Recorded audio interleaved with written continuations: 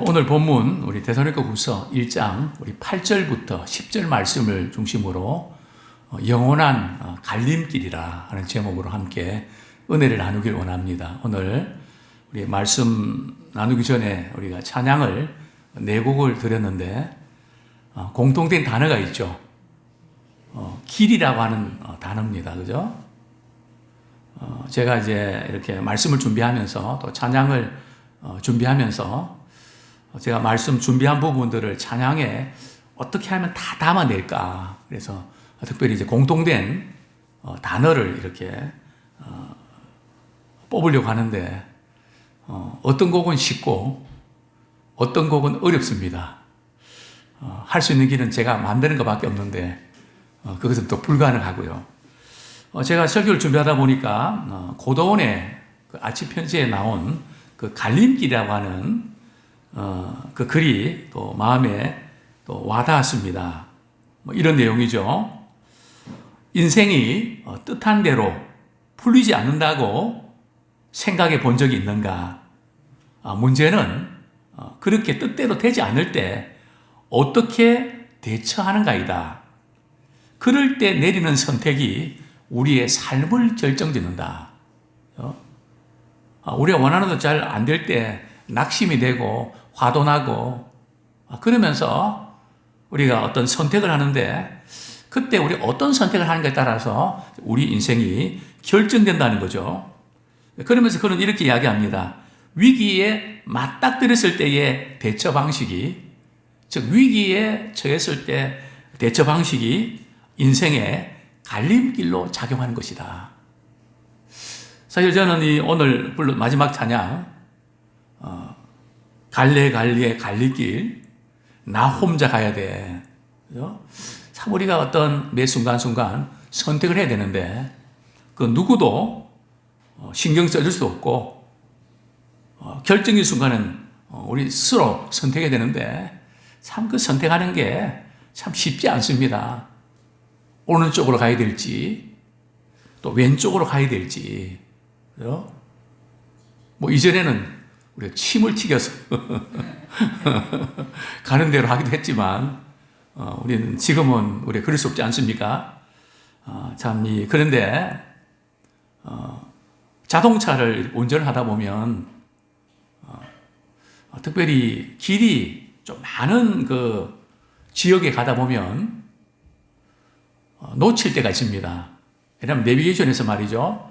조금 후에 우회전하시기 바랍니다 했는데 길이 많아갖고 말이죠. 그 앞에서 우회전해야 되는지 조금 더 가서 우회전하다 보면은 한 블록 더 가서 그래서 내비게이션이 만들 때 딱 불이 들어온다든지 좋은 차들은 그렇게 들어오는지 모르겠지만 그거 개발하면 대박이겠다. 그죠? 조금으로 하는 게 언젠지 감으로 잡아야 되니까 어렵더라고요. 근데 우리 자동차 내비게이션을 한번 놓쳐도 또 다시 잡아주거든요. 근데 우리 인생에 있어서 영원한 갈림길, 그죠? 우리가 한번 갈라지는 길에서 길을 놓쳐 다시 찾을 수 있는 길도 있는가 하면 영원한 갈림길로 갈라지는, 그죠? 부모와 자식도 영원한 갈림길로 갈라질 수가 있고요.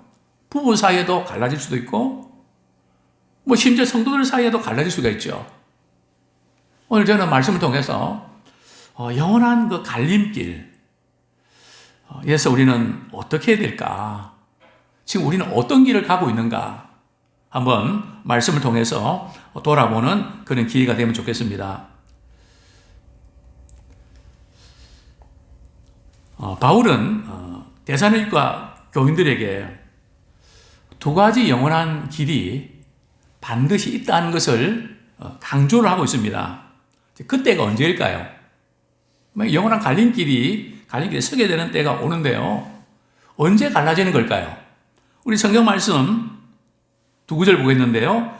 데살로니가후서 1장 7절 같이 한번 읽겠습니다. 시작.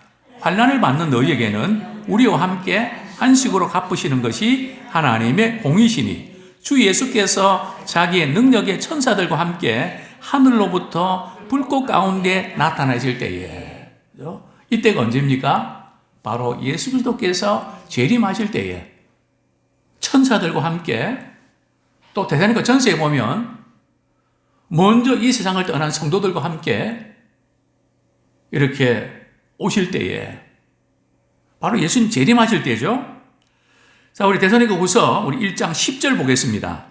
같이 읽겠습니다. 시작. 그날에 그가 강림하사 그의 성도들에게서 영광을 받으시고 모든 믿는 자들에게서 놀랍게 여김을 얻으시리니 이는 우리의 증거가 너희에게 믿어졌습니다.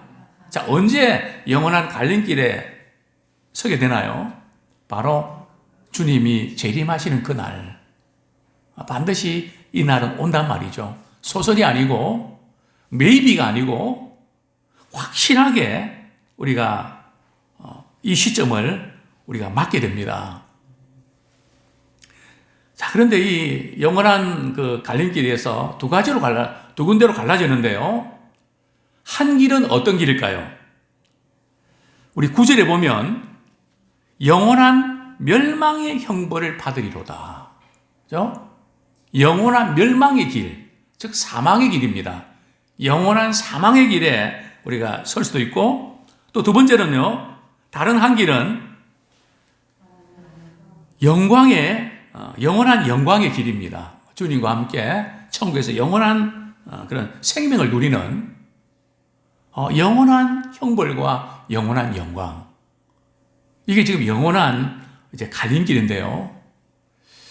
과연 이 영원한 갈림길에 어떤 사람이 영원한 형벌에 들어가고 또 어떤 사람은 영원한 영광의 길에 들어가게 될까요? 자, 먼저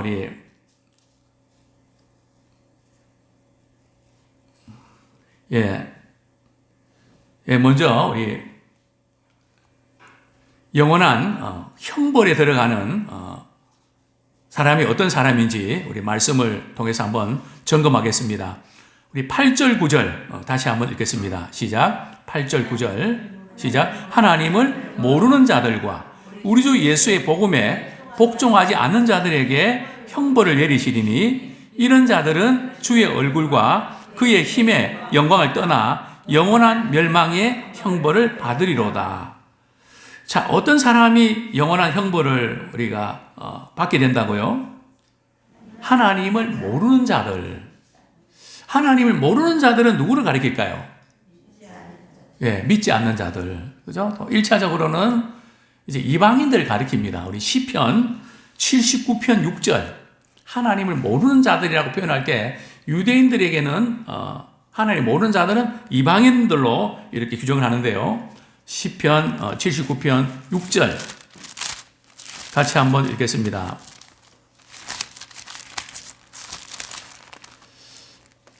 시작. 주를 알지 아니하는 민족들과 주의 이름을 부르지 아니하는 나라들에게 주의 노를 쏟으소서. 주를 알지 아니하는 민족들. 그래서 유대인들은 그 이방인들을 가르쳐서 하나님을 모르는 사람들 이렇게 표현하고 있는데요. 또 어떤 사람일까요? 또 우리 주 예수의 복음에 복종하지 않는 자들. 지금 슬라이드 하나가 조금 빠졌는데요. 지금 이제 먼저 우리 영원한 형벌에 대해서 먼저 말씀을 드리고 우리 영원한 영광을 이렇게 다루겠는데 우리 성경 말씀을 보면서 확인하면 좋겠습니다.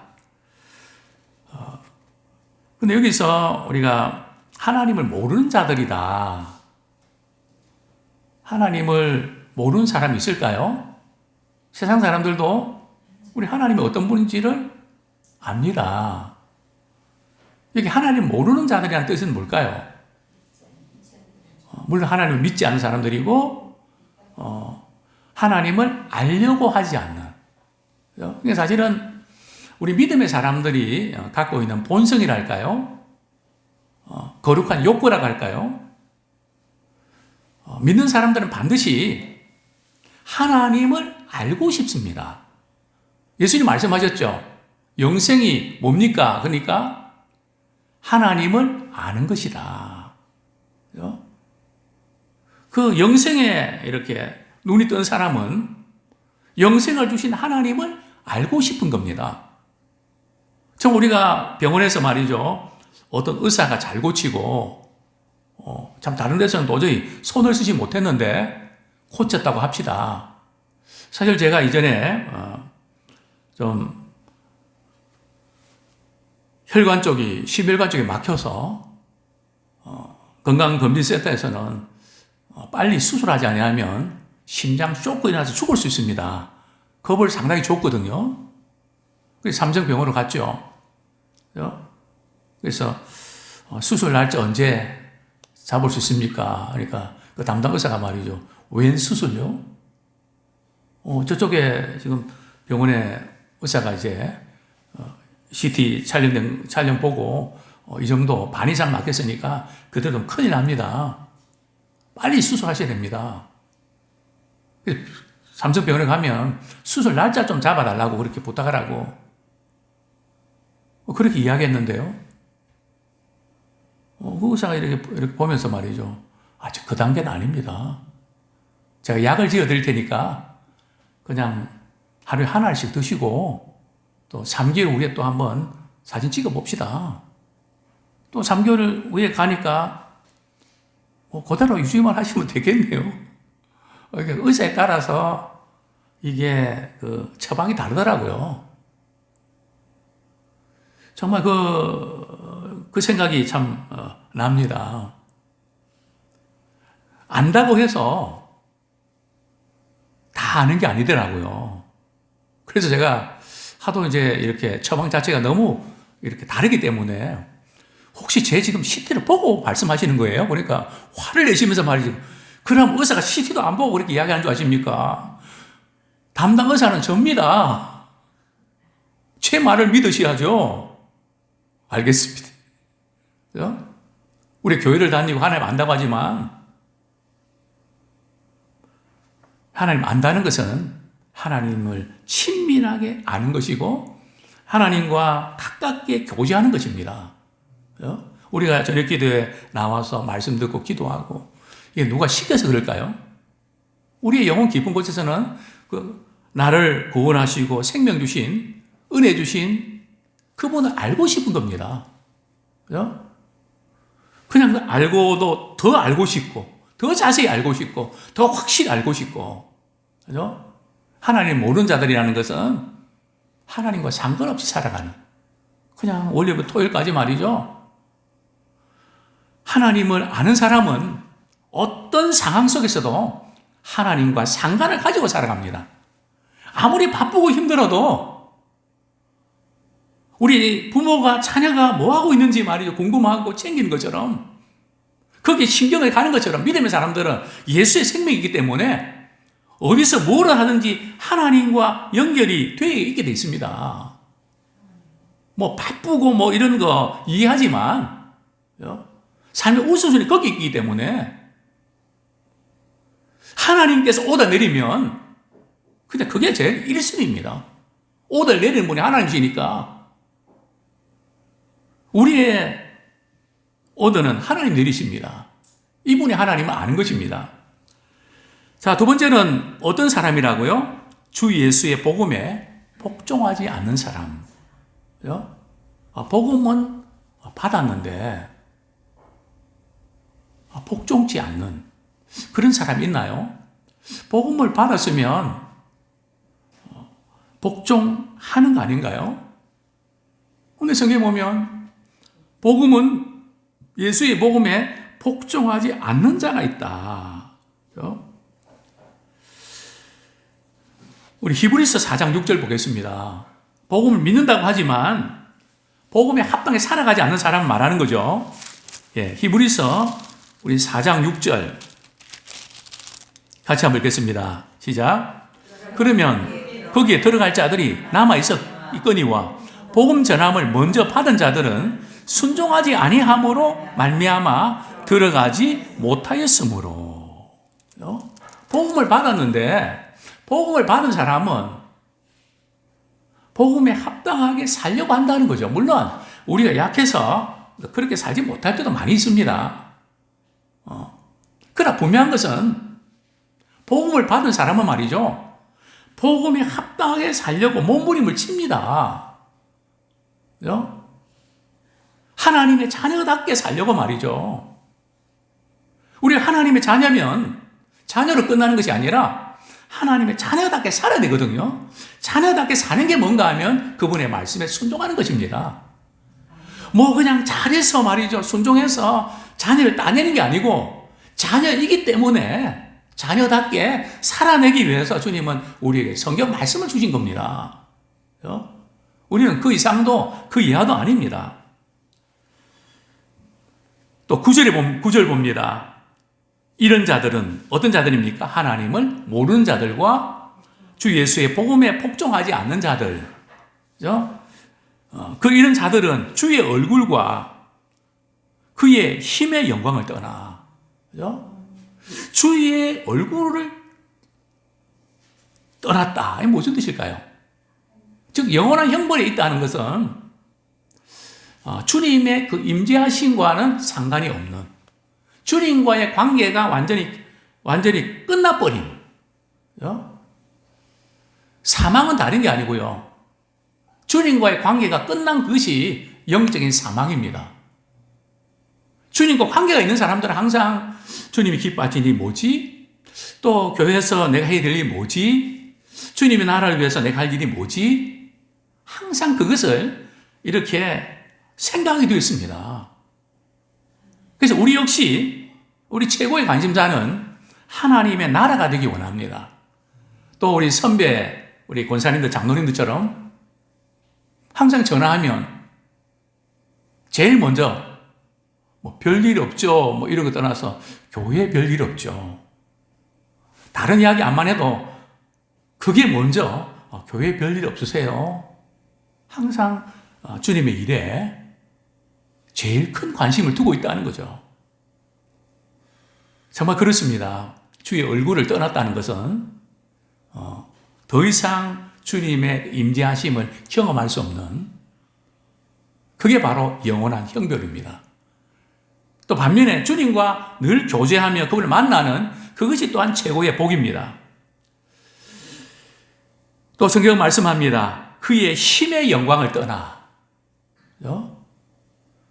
정말 우리가 주님을 믿고 주님의 은혜 가운데 거할 때에 그 찬란한 그 영광을 말이죠, 그것을 우리가 누리지 못하는 것, 그것이 불행입니다. 참 우리가 주님께 예배하고 말씀을 듣고 주일을 할 때에 우리는 그 가운데 참 주님이 함께 하심을, 주의 영광이 나타나는 것에 참여하는 그것이 복입니다. 그런데 영원한 형벌을 당하는 사람들에게는 이것이 없다는 거죠.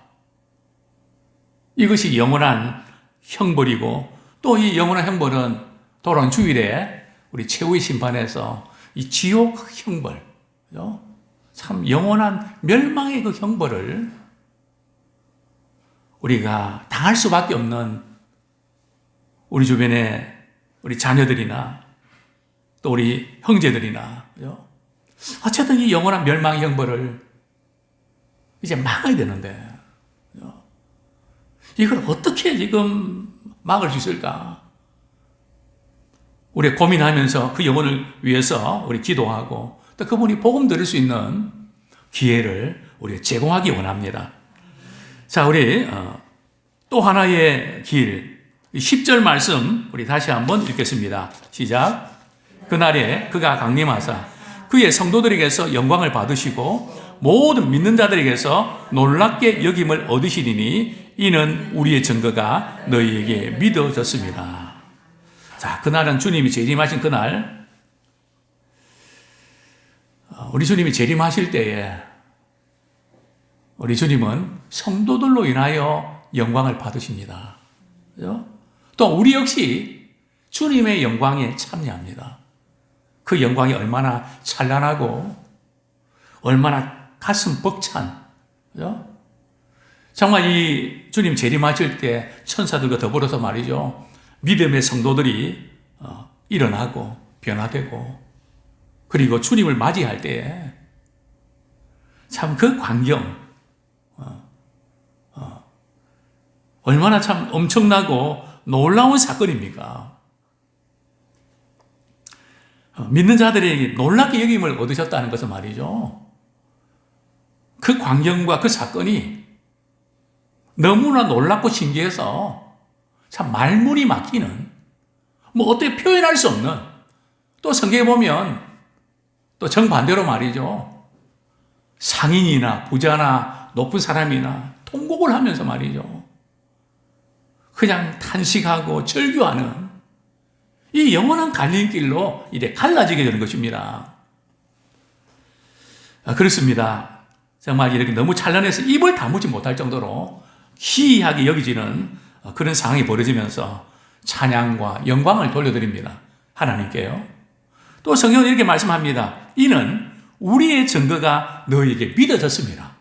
그죠? 바울이 전한 복음을 데살로니가 교인들이 믿어졌다는 거죠. 또 우리에게도 믿어졌다는 거. 이 엄청난 축복입니다. 그죠? 우리의 머리가 아니라, 우리 지식이 아니라 성령께서 우리 은혜 주셔서 말이죠. 그 말씀이 믿어졌습니다. 이것이 영원한 영광에 참여하는 확실한 증거죠. 끝으로 우리는 고난 가운데서도 그렇기 때문에 우리가 믿음에 굳게 서야 됩니다. 그날을 바라보면서 마지막 우리 주님 앞에 서게 될 때 주님이 공의로운 심판을 하시는데 하나님의 나라의 영광에 참여할, 그죠? 현재 힘들고 어려운 그 모든 거기에 묻히지 마십시오. 그죠? 이 세상에 사는 동안에 아프고 힘들고 속상하고, 그죠? 그래서 우리는 살아가면서 문제에 사로잡히지 마시고 사명에 붙잡힌 바 되기 원합니다. 그래서 우리가 믿음에 굳게 서라. 이제 우리 성도의 최대 관심사가 뭐가 되어야 될까요? 지금이라고 하는 현실에 우리는 모든 걸 걸지 마십시오. 제가 간혹 성경 공부 시간에, 설교 시간에 우리가 언젠가 주님 앞에 서게 될 때 마지막 심판 후에 벌어지는 현실이 있는데 그 현실에서 아무리 강조해도 자신들하고는 상관이 없는 것 같아요. 그죠? 제가 이렇게 말씀 전하면서 표정을 보면서 물론 뭐 제가 잘못 짚을 수도 있지만 전혀 그 부분에서는 지금의 현실이 중요하지 마지막 심판 후의 현실, 그죠? 그것이 영원히 계속되거든요. 우리는 마지막 심판 이후의 현실을 위해서 지금부터 준비하기 원합니다. 우리 예수 믿는 사람들은 생명책 이름이 기록되기 때문에 정죄의 심판을 받지 않습니다. 우리가 행한 것에 대해서 잘못하고 잘하고 잘못한 것에 대해서 정죄 안 받는단 말이죠. 다만 우리가 심판받는 것은 주님이 내게 주신 모든 자원을 가지고 얼마나 주님이 기뻐하시는 뜻대로 살았는가, 거기에 따라서 주님이 행한 대로 갚아주신단 말이죠. 그 심판이 있는 겁니다. 그죠? 만약에 우리가 말이요, 정죄 심판에서 거기에 이렇게 서게 된다면 주님의 마지막 최후의 심판이 두렵죠. 걸리는 게 한두 가지일까요? 문제되는 것이 한두 가지일까요? 물론 우리는 잘못한 것을 회개하고 늘 주님 앞에서 정결한 신부의 옷을 입어야 됩니다. 그러나 우리는 믿음으로 하는 자녀들은 권세를 받았기 때문에 우리의 모든 수고와 섬김은 마지막 순간에 우리 주님이 갚아주시는, 그래서 저는 그것을 참 조심스럽게 믿고 난 이후에 우리의 삶이 그게 결승전이다. 그리고 마지막 심판 이후에 벌어지는 그 현실을, 오늘의 현실을 통해서 준비하는 지혜로운 우리 모두가 되기를 축원합니다.